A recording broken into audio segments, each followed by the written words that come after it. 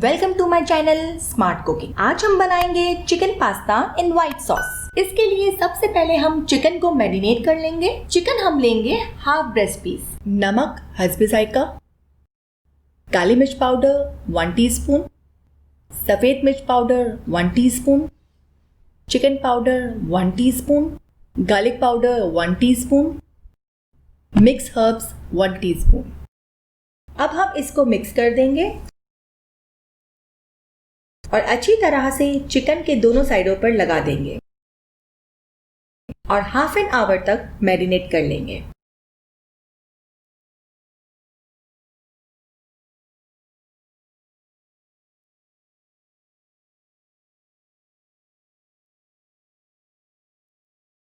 Pan में 2 tablespoon oil लेंगे और मैरिनेटेड चिकन को शैलो फ्राई कर देंगे।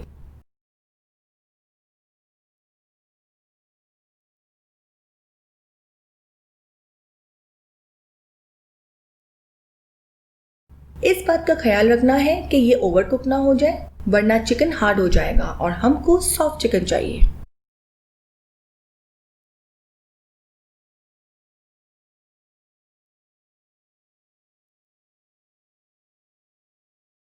अब आप देख सकते हैं चिकन दोनों साइड से पक चुका है।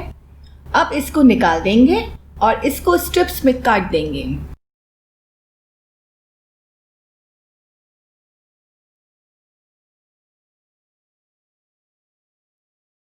आप देख सकते हैं ये चिकन कितना सॉफ्ट और जूसी है।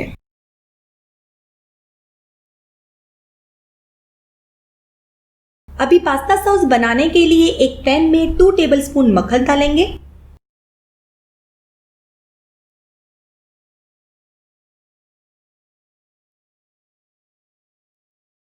और जब मक्खन अच्छी तरह मेल्ट हो जाएगा तब हम इसमें 2 टेबलस्पून मैदा डाल देंगे और ख्याल रखें कि चूल्हे की आंच थोड़ी स्लो हो। अब इसको अच्छी तरह से मिक्स कर देंगे ताकि लम्स ना बने।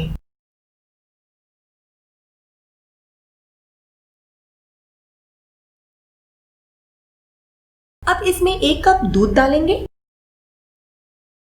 और इसको अच्छी तरह से हिलाएंगे। याद रखें कि ये बहुत जल्दी गाढ़ा हो जाएगा, इसलिए चूल्हे की आंच बिल्कुल कम रखें। और अगर गाढ़ा हो जाए तो आप इसमें 1 कप दूध और डाल सकते हैं। मुझे जरूरत नहीं पड़ी इसलिए मैंने नहीं डाला दूध। देखें ये इतना गाढ़ा होना चाहिए, इससे ज्यादा गाढ़ा ना करें। अब इसमें स्पाइसेस डालेंगे। नमक हस्बे जरूरत, 1 टीस्पून काली मिर्च पाउडर, 1 टीस्पून सफेद मिर्च पाउडर, 1 टीस्पून लहसुन पाउडर, 1 टीस्पून मिक्स हर्ब्स और इसको अच्छी तरह से मिक्स कर देंगे। मिक्स हर्ब्स आपको कहीं भी सुपरमार्केट से आसानी से मिल जाएगी, कोई भी ब्रांड की।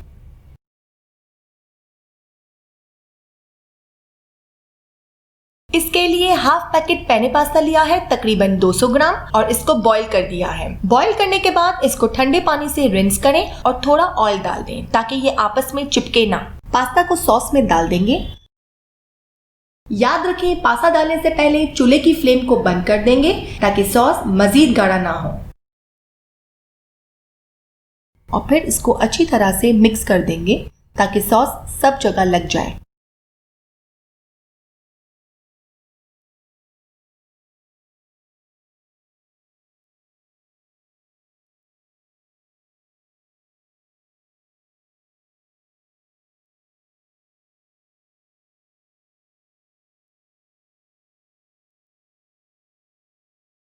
अभी पास्ता को डिश आउट कर देंगे।